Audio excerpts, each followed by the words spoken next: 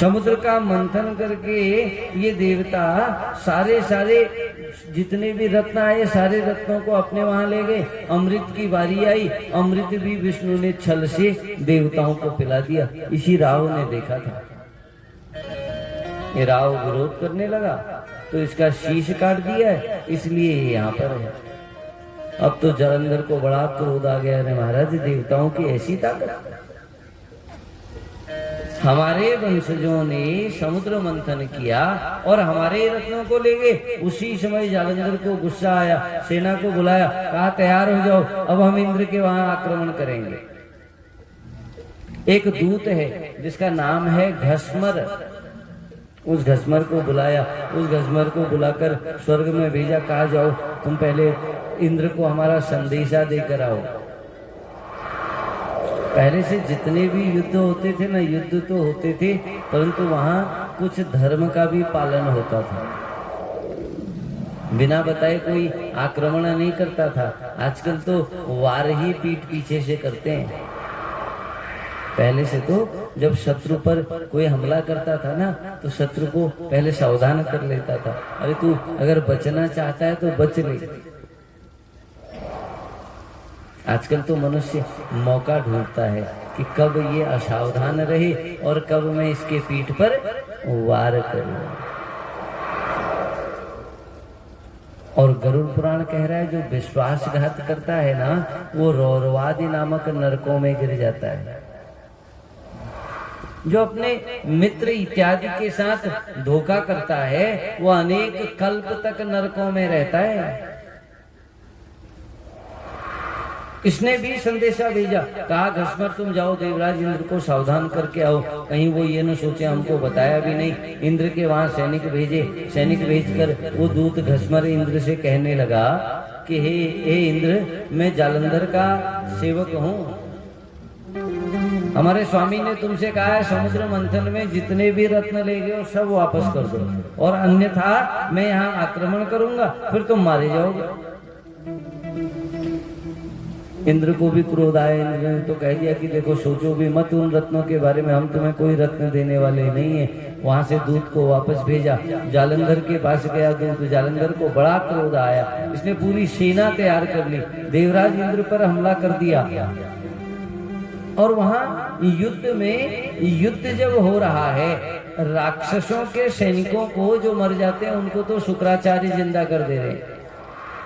देवता जो युद्ध में घायल और जो मर जा रहे हैं उनको देवताओं के गुरु बृहस्पति महाराज द्रोण पर्वत पर जाते हैं, वहां से जड़ी बूटियां लाते हैं। जड़ी बूटी लाकर देवताओं को फिर स्वस्थ कर देते हैं। जालंधर अपने मंत्री से पूछने लगा, ये कहने लगा एक बात बताओ, संजीवनी विद्या तो केवल शुक्राचार्य जानते हैं, तो फिर ये देवता कैसे जिंदा हो जा रहे?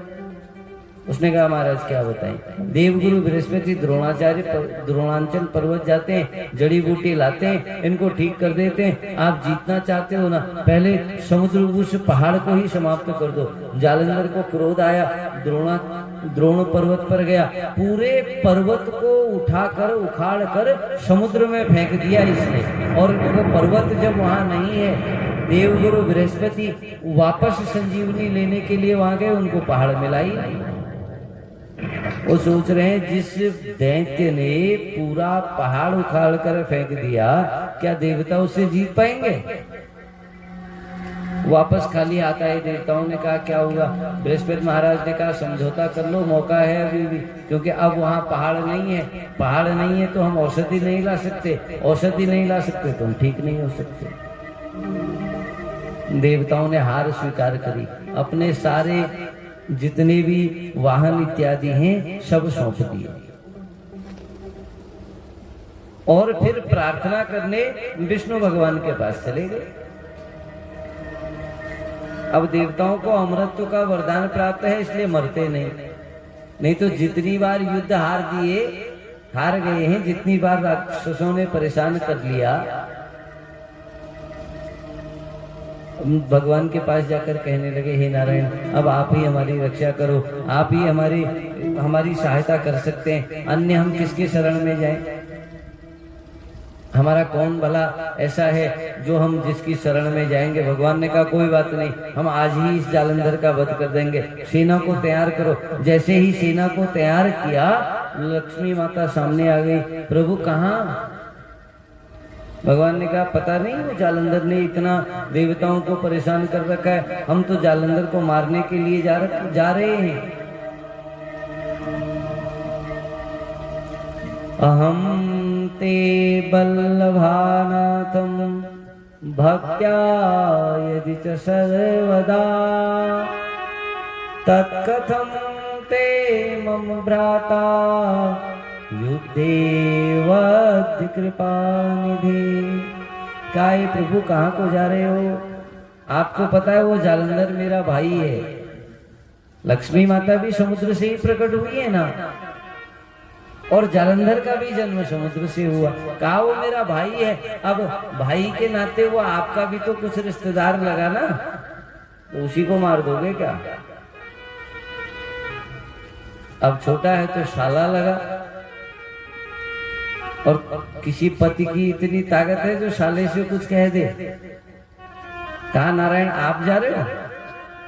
भगवान ने भी सोचा आप देवताओं की बात नहीं मानी तो भी बात बिगड़ जाएगी, और लक्ष्मी जी की नहीं मानी तब तो और बिगड़ जाएगी। कहा नहीं देवी हम जा रहे हैं, हम उनसे थोड़ा युद्ध करेंगे, पर तुमको वचन देके जा रहे हैं उसको मारेंगे नहीं। माता ने कहा तब तो ठीक। भगवान वहां से गए। खूब दिन जालंधर से युद्ध हुआ है, और उस युद्ध में भगवान नारायण जालंधर से इतना प्रसन्न हो गए कि उन्होंने जालंधर से कहा अरे जालंधर मैं तुम्हारी वीरता से बड़ा प्रसन्न हूँ, मांग लो कोई वरदान अगर मन में है ना तो आज संकोच मत करो। जालंधर हाथ जोड़ के खड़ा हो गया। कहा नाथ यदि आप मुझसे प्रसन्न हो गए हैं तो मुझे एक ही वरदान दीजिए, मेरी बहन के साथ मेरे नगर में निवास करिए। भगवान ने कहा तथास्तु, तो कौन सी बड़ी बात है, हमने तो तुमसे कहा वरदान मांग लो, हम अवश्य आएंगे। अब भगवान माता लक्ष्मी के साथ जालंधर के वहां रहने लगे। देवता सोचने लगे अच्छी मदद करिए हमारी। हमसे कह के गए थे कि मारेंगे उसको, समाप्त करेंगे, और अभी तक तो हम तुम्हारे पास तब भी आते थे, अब तो स्वयं वहां रह रहे हैं। बताओ अब किसके पास जाएंगे? अब हमारी कौन मदद करेगा? और जब कोई याद नहीं आता ना इन देवताओं को, तो फिर भगवान भोलेनाथ याद आते हैं। जब कोई किसी की रक्षा नहीं कर पाता ना, तो फिर भोले बाबा सबकी रक्षा करते हैं। ये सब देवता स्तुति करके भगवान की स्तुति करने लगे। इन्होंने तो भगवान का खूब ध्यान किया है।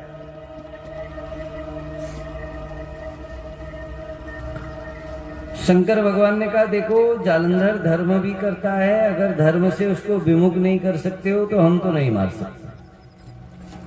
अधर्मी का ही हम वध करते हैं, जो धर्मवान मनुष्य हम उसको नहीं मारते हैं। नारद जी को भेज दिया जालंधर के पास। नारद जी की विशेषता है जिस घर में कभी लड़ाई न हो वहां नारद को भेज दो, पल भर में युद्ध हो जाता है, और जहां रोज लड़ाई हो वहां नारद जी को भेज दो, युद्ध समाप्त हो जाता है। जो व्यक्ति किसी और के भड़कावे में नहीं आता है ना, नारद जी उसको सेकंड में भड़का देते हैं। जालंधर के वहां गए। जालंधर तो बड़ा भक्तवत्सल है, क्योंकि कहीं न कहीं शंकर के ही तेज से प्रकट हुआ है।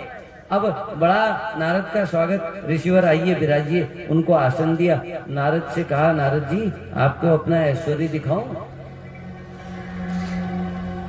जो बड़ा आदमी होता है ना उसको दिखावे का थोड़ा शौक होता है। कहा आपको ले चले, महल दिखाया, खूब ऐश्वर्य संपत्ति, नगर, सिंहासन, खजाना सब दिखा दिया।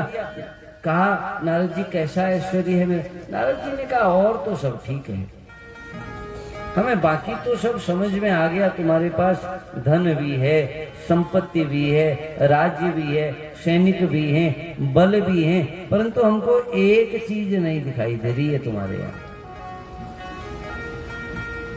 जालंधर ने कहा क्या? कहा जो स्त्री रूपी रत्न होता है वो तो तुम्हारे यहाँ है ही नहीं, और अगर संसार में कोई स्त्री रूपी रत्न अगर कोई है तो वो तो कैलाश पर देवी पार्वती हैं बस। इसलिए हे जालंधर, अब बाकी तुम खुद ही समझदार हो। जालंधर ने सोचा बात तो तुम सही कह रहे हो, आज तक तो मेरी बुद्धि में ये बात आई नहीं, शंकर जी का स्त्री से क्या प्रयोजन। एक सैनिक को भेज दिया, सैनिक से कहा जाओ शंकर भगवान को हमारा संकेत देकर आओ, उनसे कहो कि देवी पार्वती को यहाँ हमारे पास भेज दो। वो दूत गया, उसने भगवान को प्रणाम किया, भगवान ध्यान में बैठे, अब बात करने लगा, कह रहा है मैं जालंधर का दूत हूँ, अपने स्वामी की कही हुई बातें ही तुमसे कह रहा हूं और कुछ नहीं कह रहा हूं। कहने लगा हमारे स्वामी ने कहा है कि वो कैलाश तो वो शंकर तो कैलाशवासी है, न घर न परिवार न कुछ, पता ही नहीं, हमेशा ध्यान में रहता है, बागंबर लगाता है, भस्मी लगाता है, नाग इत्यादि भूत प्रेतों के साथ रहता है, तो फिर उसके योगी देवी पार्वती नहीं है। इसलिए देवी पार्वती को तो तुम हमारे जो राजा जालंधर हैं उन्होंने कहा है हमारे राज्य में भेज दो। और जैसे ही उसने ये बात कही, भगवान शंकर को बड़ा क्रोध आया और उनके भूमध्य भाग से एक तेज विशाल शरीर का पुरुष प्रकट हुआ। वो तो मारने के लिए दौड़ने लगा इस दूत को। इस दूत को पकड़ा उसने, दूत ने विनती करी, हे भोलेनाथ रक्षा करिए, रक्षा करिए, रक्षा करिए। भगवान, उस दूत ने जब प्रार्थना करी भगवान प्रसन्न हो गए। भगवान ने उस पुरुष से कहा छोड़ दो इसको, कोई बात नहीं, दूत को मारते नहीं, दूत का वध नहीं करते। दूत तो वहां से जैसे ही उसने छोड़ा, दूत तो वहां से सीधे भाग गया, महाराज के पास पहुंचा। अब वो जो पुरुष प्रकट हुआ उसने भगवान से कहा, हे भगवान आपने तो हमारा भोजन छीन लिया, हम तो अभी उसको पकड़ते खा लेते, अब हमको तो बड़ी तेज भूख लगी है, बड़ी विशाल भूख लगी है, अब हम क्या खाएं। भगवान ने उससे कह दिया कि देखो ऐसा है, अगर तुमको भूख लगी है तो अब तुम अपने हाथ और पैर का ही मांस खाओ। और उस पुरुष ने अपने हाथ पैर का पूरा मांस खा लिया है। उसके मांस को, उसकी इस गति को देखकर भगवान बड़े प्रसन्न हुए। जब केवल शीश उसका शेष रह गया, भगवान प्रसन्न हुए। भगवान ने कहा, अरे दूत, तुमने हमारी आज्ञा का पालन किया है, इसलिए जाओ, हम तुम्हें वरदान देते हैं, आज से तुम कीर्ति पुरुष के नाम से जाने जाओगे और कीर्ति मुख के नाम से तुमको जाना जाएगा। और एक वरदान और दे रहा हूं, जो मनुष्य भगवान शंकर के साथ तुम्हारा कीर्ति मुख का पूजन नहीं करेगा, उसको मेरी पूजा का फल ही नहीं मिलेगा। इस प्रकार से उस कीर्ति मुख को भगवान ने वरदान दिया और वह कीर्ति मुख भगवान का मुख्य सेवक बना है। भगवान के द्वार पर, शंकर भगवान का द्वार जो है, वहां पर ये कीर्ति मुख नाम का ही गण रहता है, जिस पर केवल शीश है। इसीलिए तो भगवान भोलेनाथ कहते हैं ना, आप हमको केवल अपना भाव चढ़ाइए बस, क्योंकि उनको कुछ और आवश्यकता ही नहीं। संगे साथी भूत प्रेत भी ऐसे हैं, देवताओं के साथ तो चलो कोई और दूसरा देवता उसको भोजन मिल जाए, भगवान शंकर तो यहाँ सोचे, ऐसे तो हमारे गण से गण तो और भी उस्ताद है महाराज। इसलिए केवल भाव का भोग लगाना है। भाव मनुष्य अगर मुझे समर्पित कर दे तो फिर तो कोई कष्ट नहीं। इधर दूत भागकर जालंधर के पास गया, जालंधर से कहा, महाराज हमने तो बड़ा समझाया, तुम तो कह रहे थे वो कैलाशवासी, उसको कुछ पता नहीं, वो तो बड़ा भयंकर है। हमने जब उसको समझाया तो एक वीर पुरुष प्रकट हुआ, हमारा तो वध ही हो जाता, हम तो बड़ी मुश्किल से जान बचा के आए। जालंधर को क्रोध आया है, पूरी सेना इकट्ठी कर दी। पूरी सेना को इकट्ठी करके कैलाश पर्वत पर इसने आक्रमण प्रारंभ कर दिया। और जब कैलाश पर्वत पर इसने आक्रमण करा, खूब भयंकर युद्ध हुआ। शंकर भगवान के साथ भी इसने बड़ा भयंकर युद्ध किया है। युद्ध करते करते इस जालंधर ने अपनी माया से भगवान शंकर को भी मोहित कर लिया। इस उसने भगवान शंकर को मोहित किया है, गांधर्वी विद्या से मोहित किया और स्वयं भगवान शंकर का स्वरूप बनाकर माता पार्वती के पास पहुंच गया। माता पार्वती के समीप जाते ही इसने अपने शरीर को स्थिर कर लिया है। माता आरती इत्यादि करने लगी, पहचान लिया ये जालंधर है। माता उसी समय वहां से अदृश्य हो गई, स्वयं नारायण के पास चली गई है और ये लौटकर भगवान से युद्ध करने लग गया। जालंधर ने अनेक अनेक प्रकार से रुद्र भगवान को ललकारा, अनेक अनेक अपशब्द बोले हैं, कहा कि हे रुद्र, अगर तुम्हारे पास कुछ भी बल है आज हम पर हमसे युद्ध करिए। इसने भगवान को जब ये कहा तो भयंकर युद्ध होने लग गया भगवान और इसका। नारायण से भी इसने युद्ध किया परंतु इसका कोई भी वध नहीं कर पा रहा है। भगवान नारायण ने जालंधर का ही रूप बनाया और इस जलंधर का रूप बनाकर भगवान इसकी पत्नी वृंदा के पास आए हैं। वृंदा के पतिव्रता धर्म को भगवान ने भंग किया और जब पतिव्रता धर्म भगवान ने भंग किया उसी समय भगवान शंकर ने त्रिशूल से इस जालंधर का वध कर दिया। बोली शंकर भगवान की जय हो।